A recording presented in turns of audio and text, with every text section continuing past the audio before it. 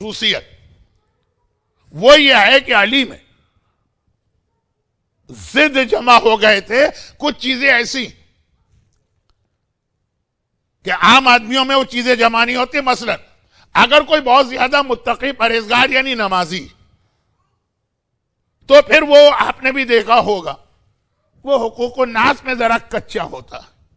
نماز پڑھتا ہے مگر غیبت بھی کرتا ہے، نماز پڑھتا ہے لوگوں کا حق بھی مارتا ہے، یا نماز پڑھتا ہے چلیں حق وقت نہیں مارتا ہے لیکن پھر وہ سوشل ورک میں اور غریبوں اور یتیموں کی مدد میں اتنا زیادہ انوالو نہیں.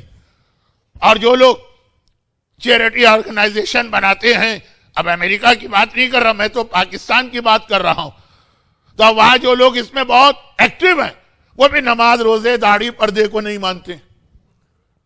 اسی طرح سے ورلڈ ہسٹری، ورلڈ جو میدان جنگ کا جرنیل ہے پھر اس کا علم سے زیادہ تعلق نہیں ہوتا.